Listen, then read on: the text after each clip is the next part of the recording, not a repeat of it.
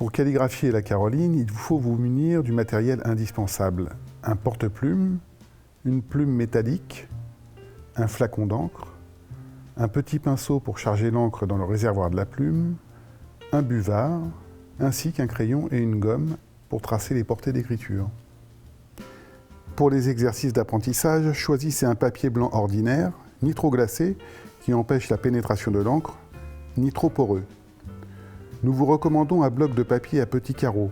L'avantage est que les lignes de portée horizontale sont déjà tracées et que les lignes verticales servent de repère pour les parties droites des lettres. Le format A3 convient, car il permet de calligraphier avec aisance. Quel que soit le papier que vous utilisez, il ne faut jamais que la feuille repose directement sur la table, trop dur, ce qui gêne fortement l'écriture. Il faut donc qu'un certain nombre de feuilles, une sorte de matelas, reposent sur la table. Il existe par ailleurs une grande variété de papiers. Papier lisse, à grains, avec différentes textures, papier coloré. Il faut alors procéder à des tests sur des échantillons pour savoir quels outils et quels médiums sont les plus adaptés. Il existe plusieurs médiums pour calligraphier, l'encre, l'aquarelle ou le brou de noix. La première opération consiste à fixer la plume à l'extrémité du porte-plume. Il ne faut pas fixer la plume au milieu des crochets, il faut la coincer entre le bord du porte-plume et les crochets. Afin de contrôler la quantité d'encre contenue dans le réservoir de la plume, il faut effectuer le remplissage du réservoir à l'aide d'un petit pinceau. Il ne faut pas tremper directement la plume dans le flacon pour ne pas risquer un premier trait empâté. Le porte-plume s'appuie sur la première articulation du majeur et il est maintenu entre le pouce et l'index. Il faut tenir la plume assez près de son extrémité. Pour calligraphier, la position du corps tient à une juste adéquation entre la hauteur de la table et la hauteur du siège.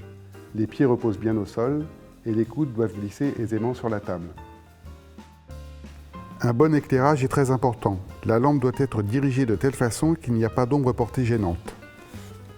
Lorsque vous écrivez avec la main droite, il faut que l'avant-bras gauche soit replié devant vous et en appui sur la table, la main reposant sur la feuille. Pour cette raison, il faut glisser entre la feuille et la main un buvard afin de protéger le support d'écriture de la transpiration qui rendrait l'écriture difficile. Le ductus détermine le nombre de traits qui forment une lettre, l'ordre dans lequel ces derniers sont tracés, mais aussi leur sens. Les portées sont les lignes horizontales parallèles qui servent à guider l'écriture. Elles sont indispensables pour conserver les alignements et les proportions. C'est la base de la calligraphie latine. Le plein est le trait le plus épais et le délié le trait le plus fin. La succession des pleins et des déliés en est le principe même. C'est le premier exercice que doit effectuer le débutant. L'élégance d'une calligraphie tient en grande partie à la finesse des déliés, créant ainsi un contraste maximal avec les pleins. Pour chaque écriture, il y a une corrélation précise entre la largeur de la plume et la hauteur de la lettre. Cette hauteur, appelée aussi hauteur de corps, est obtenue par le tracé d'un certain nombre de becs de plume. Le bec de plume est le petit carré tracé par la plume tenue horizontalement. Tracez au crayon une ligne de base, puis tenez votre plume horizontalement au bord de cette ligne. Tracez un bec de plume dans le sens indiqué. Tracez bord à bord autant de becs de plume que nécessaire. Il y a 4 becs de plume pour la Caroline. Ce nombre peut varier d'une écriture à l'autre. Tracez au crayon la portée supérieure. Vous avez ainsi déterminé la hauteur de corps.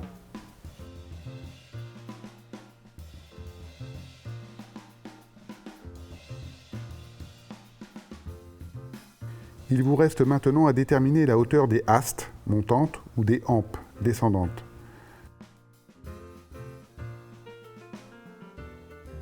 Dans le cas de la Caroline, le nombre de becs de plume est identique pour le corps de la lettre, les astes et les hampes, soit 4 becs.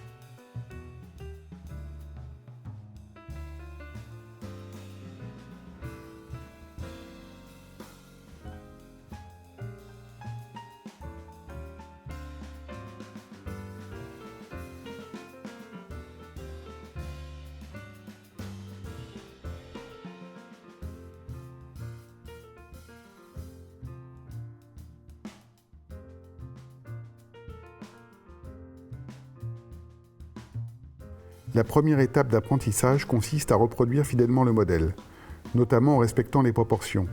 4 becs de plume pour la Caroline. Pour autant, le jeu consiste aussi à personnaliser la calligraphie.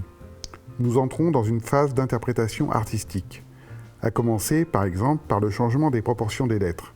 Nous pouvons voir qu'en modifiant le nombre de becs de plume, nous obtenons une lettre grasse, 2 becs et demi, ou bien une silhouette fine et élégante, 10 becs.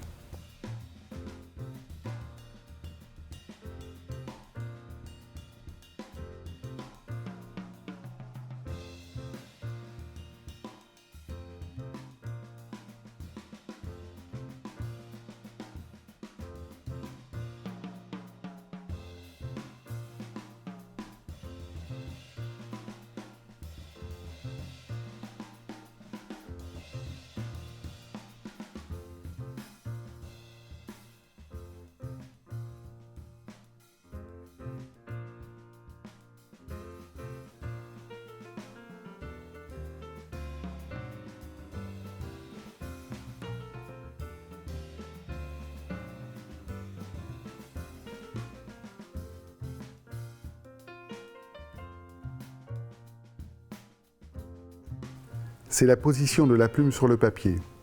Il y a une position spécifique pour chaque écriture. Une fois adoptée, cette position doit être constante tout au long du tracé afin de garantir l'harmonie des formes d'un bout à l'autre d'une calligraphie. Remarquez l'incidence de l'angle de la plume sur l'épaisseur des traits verticaux et horizontaux.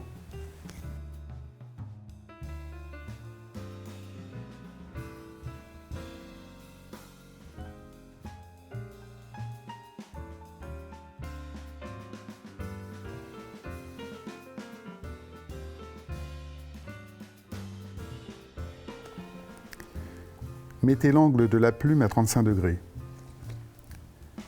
Voici la position de la plume au départ du tracé, puis tracez le premier trait en forme de demi-lune. Revenez au point de départ de la lettre, puis tracez le trait final.